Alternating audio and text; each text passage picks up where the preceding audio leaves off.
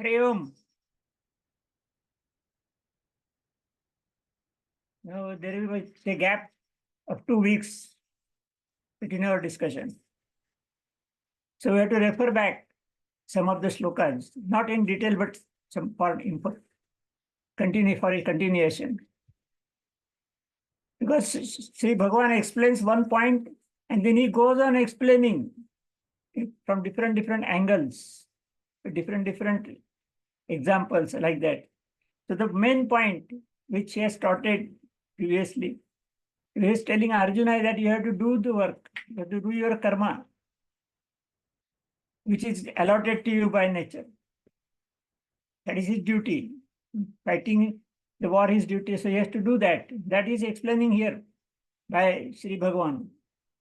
And he tells that you have to do the karmas without any expectation, without any attachment, and without ego. But at the same time, he's explaining that don't avoid or don't run away from his duty. That is also an important point. So Arjuna was supposed to fight.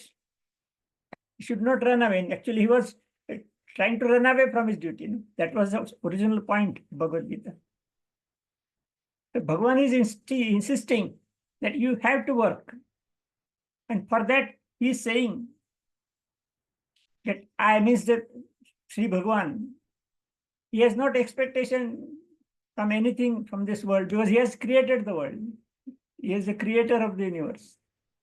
So he doesn't have any expectation or return back from it, but still he is working.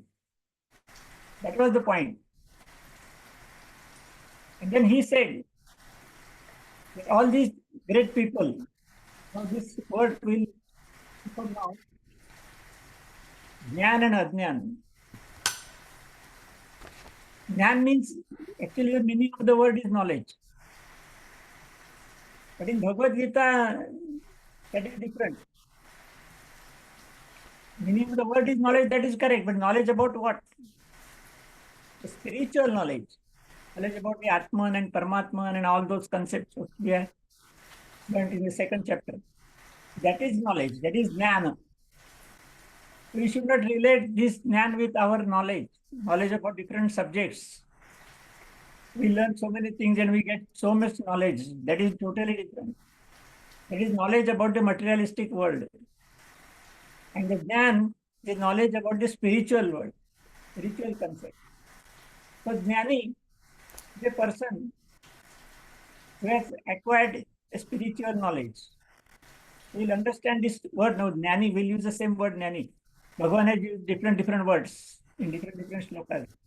The ultimate meaning is same, that Jnani is a person who proceeded on spiritual path and attained some things. And he has got the proper knowledge about the spirit, that is Atma and Paramatma. And he is definitely disconnected from this world. No attachment. So this is Jnani. And what is Ajnani? Person who doesn't have this knowledge is Ajnani. A person may be a graduate, postgraduate, master degree, or even doctorate also, but he is Ajnani. He has no knowledge of spirit, no spiritual knowledge. So these two words we must remember hereafter because they are used at many times here. So I will not use the English word, I will use the Sanskrit word. Jnani is a person who has acquired spiritual knowledge and mostly disconnected from the world. And Ajnani is fully connected with materialistic world. He has no knowledge about spirit, Atma and Paramatma. So it is Ajnani. So let us consider these two words. Now in previous sloka he said that Jnani, they are doing the work. They are doing the karmas. But they are Jnani, so they are acquired the knowledge about Atma and Paramatma. They know that body is totally different. I am not a body. I am Atma. This is a spiritual knowledge by experience. So the body is doing the karmas. But I am disconnected with that. That is the concept of Jnani. So these Jnani people, They are staying in the world, living with everybody, interacting with everybody. They are doing all the karmas. Whatever the Ajnanis are doing, they are doing the same karmas. But their viewpoint is different. They are not involved in that karma. They are not connected with that karma, but still they are doing. So these 2 points, that Arjuna has to do karma, but without expectation. So do the karma as jnani people. And jnani people, they are doing the karmas, even if they don't want anything and all that. And he has given the example of himself. I am doing all the karmas. I don't want anything from this world. I'm the creator of the world, so I don't want anything from the world. But still, I am doing the karmas. That is what Lord Sri Krishna has done throughout his life also. So like that, he was to say like that. You continuously go on doing the karmas as jnani people. All same explanation is done. As jnani people, he has to do the karmas. But while doing that, he should not avoid the karmas. Now he says, because in normal statement he has made, these great people, particularly jnani, we can say, when they are doing something, the ajnani people, they are following them. Yet yet acharati sreshta tat tadevetaro jana. The common people are following the great people because they are great. So common people say, oh, whatever he is doing is correct. And so they follow it. So all ajnani people, they are following the processes of jnani people. And now is the question comes, if that jnani people doesn't do any karma, the people will say, yes, we will also not do any other karma. It's a common sense. So that is what is there now. That was explained in the previous lecture 2 weeks back. And now let us come to the Sutra number 24. Up to 23, he has explained all these things I given in short now. Now 24 is Utside irime lokana kuryam karma chedam. Sankarasya cha karta syam upanyam imaha praja. Remember all the explanation. The jnani people, they are doing the karmas, and ajnani people, they are following them. So they will also do the karmas. Now, Sri Bhagavan says, I am also doing karma, but now he says, if I stop to do the karmas, that is the meaning of this. And if I stop to do the karmas, people will follow me. As a principle has already explained that ajnani people, they are following jnani people.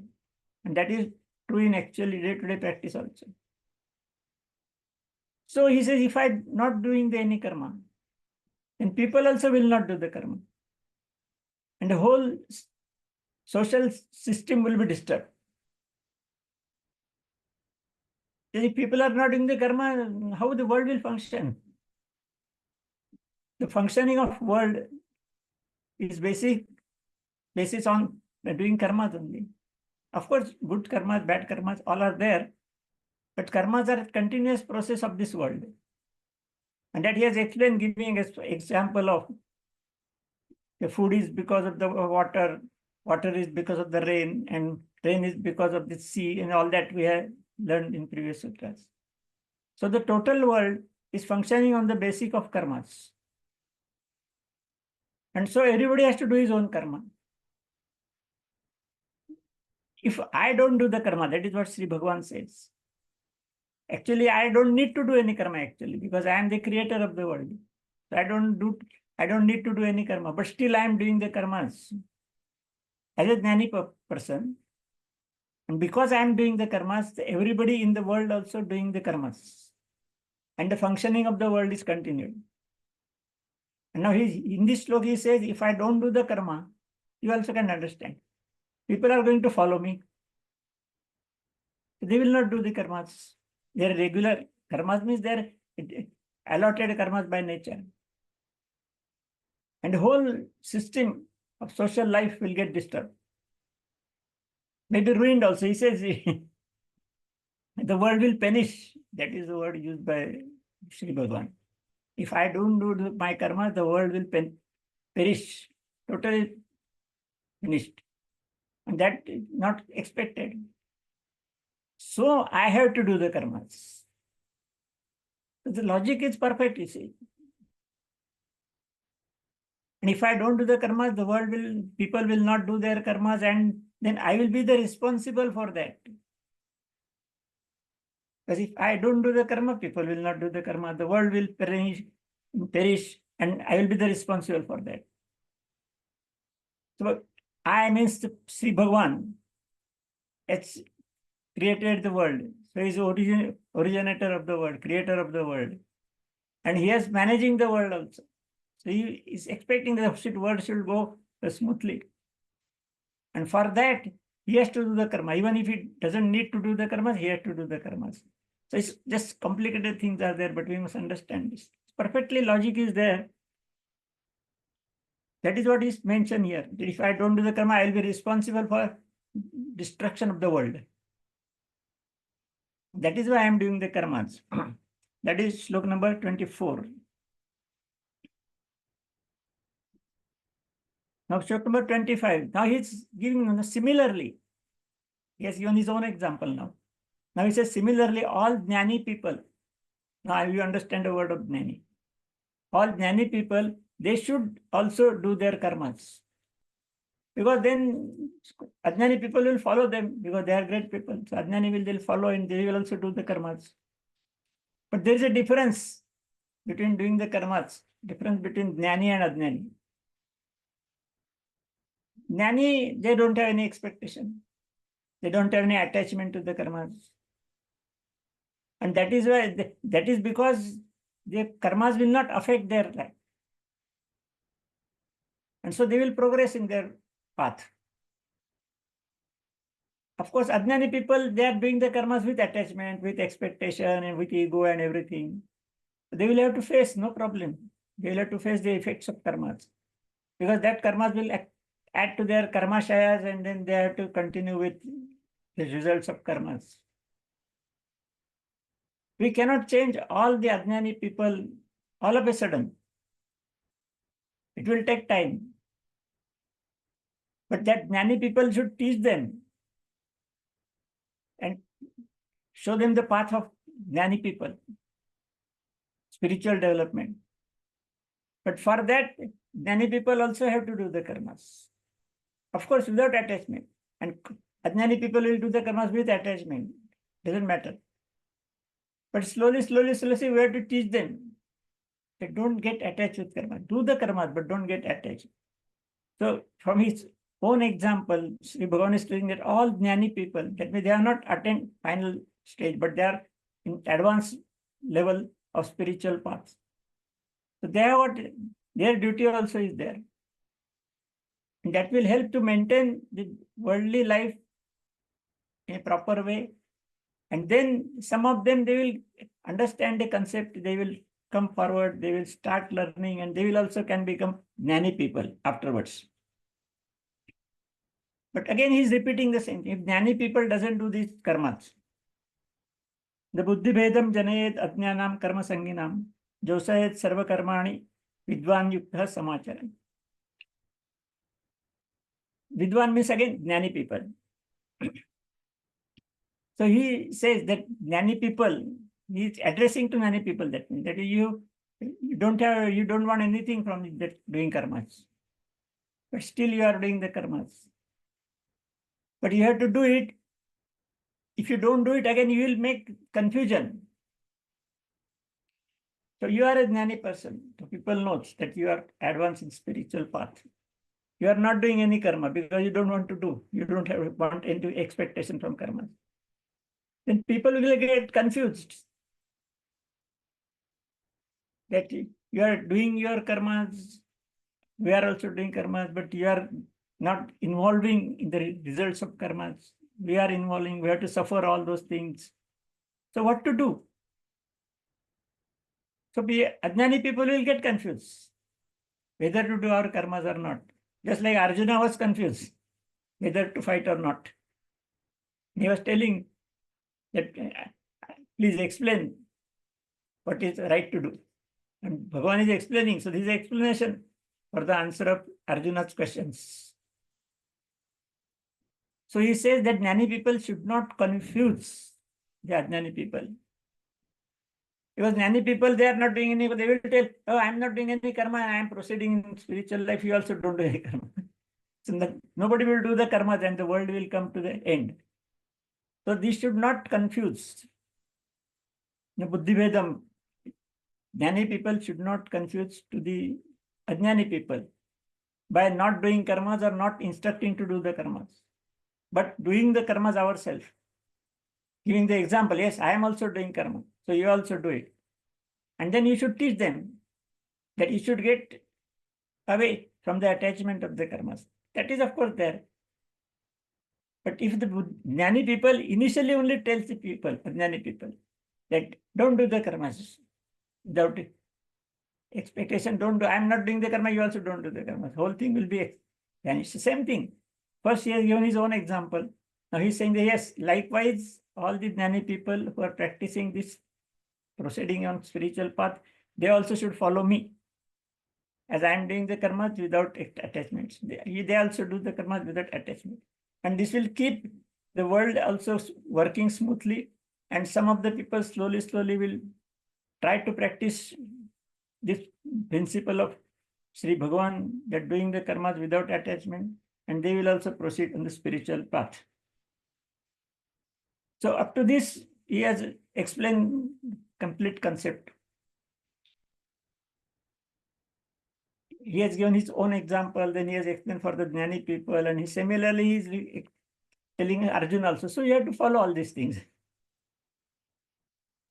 If you are not doing the karma, running away from karma, that is also not correct. But you say after doing karma, there will be some complications or bad results will be there. There will be papa and all that. Then he says, no, you do the karma without expectation. You have to kill the enemy, kill it. But if you are attached to karma and the results, then you have to bear the results. But if you don't attach that, do the karmas as per Jnani person, understanding all these things, then you will be out of the attachment of the result also. Because Arjuna was telling, no, killing my relatives and all that is very bad and papa karma. Why I should do papa karma? Bhagavan wants to say that no, it is papa karma if you were connected with the karmas. If you are doing with the ego, if you are doing with the expectation of the results, then it will be papa karma. But if you do the karma without expectation, without ego and all that, then that is not papa karma. That will not give any bad result and will be out of result of karmas. And you may proceed further for the liberation of birth and death cycle. So this is a total explanation. Now further explanation from slok number 27. I'll just start the subject and then Prakritehe kriyamanani gunaihi karmani sarvasha ahankara vimudatma kartam iti manyate. Is introducing some one more concept of guna and prakriti. Prakritehe kriyamanani gunaihi karmani sarvasha. Now what is prakriti? Prakriti is nature. And what is nature actually? Nature is not just the flowers and trees and all that. Nature is the energy behind the creation of the world. So actually the creator is God or Paramatma, Ishwar we can call it. This will use the word Ishwar or Paramatma. Paramatma is the creator of the universe that we explained previously. But how he has created the universe? Now there is some theories. There are so many theories before for the creation of the universe. In science also. I mean, Big Bang theory, black hole theory, all theories are there. Similarly, this is a theory of Indian philosophy. That Paramatma is a energy and knowledge, perfect, 100%. So he has started creating the universe. But before that, nothing was there. Now, this concept is very difficult to understand. For nothing was there in the world. That means there is no space, no water, no energy, no something. Only Paramatma was there.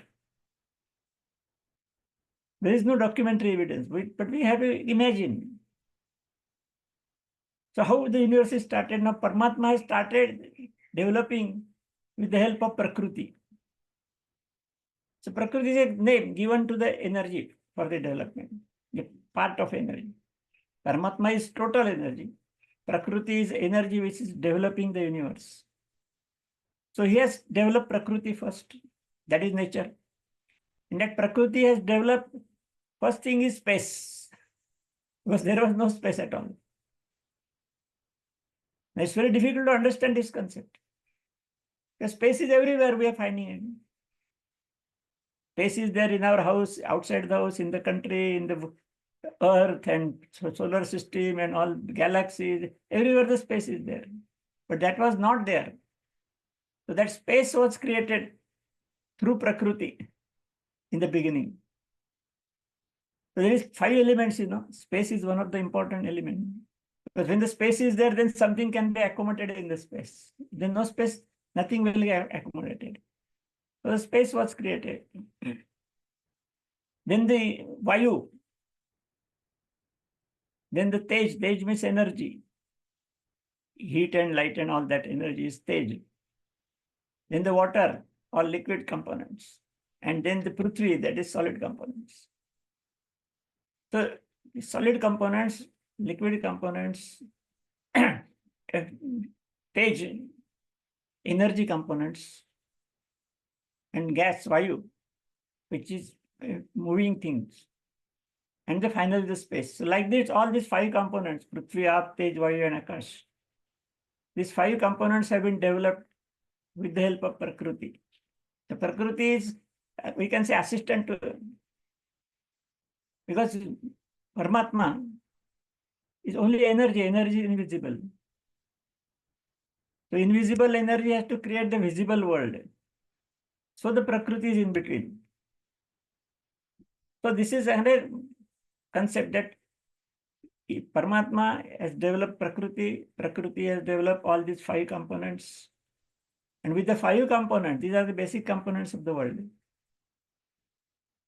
Whole thing has been created. Maybe all the galaxies, stars, planets, and whatever is on the earth we are observing, different materials, everything is created through like this process. This is a process. So when Prakriti has created the 5 elements, and through 5 elements, all the materialistic things have come out. How to function all that? Functioning, there must be some action. So action is movement. Now this action is to be created. No, nothing was there, so it is to be created. So for that, Prakriti has got 3 gunas. Basic concept, that is Sattva, Rajatama. So 3 gunas is a concept, a creation of Prakriti. And these 3 gunas are stimulating to function. Sattvic gunas, the details are there.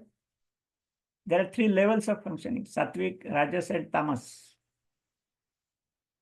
So these 3 are gunas for the functioning. Functioning means doing the actions. So everything is basic on 3 gunas. So this is the basic concept that Bhagavan, or we can say the Paramatma, then Ishwar, then all 5 elements, and to stimulate the elements in between, 3 gunas are there, Sattva, Rajatama. So same thing is explained in that sutra, shloka. So you remember this concept of Prakriti and 3 gunas. And then we'll understand, because so many things are explained, these 3 gunas are explained in many places in Bhagavad-Gita also. So this basic concept we must remember. The 3 gunas is the original starting point of the world, we can say. And they are in 3 different levels. Highest level is Sattva, middle level is Rajas, and the lowest level is Tamas. Anyway, we exceeded our time. But still remember this concept, and then next week, next Sunday, we'll continue with this concept. Hari Om.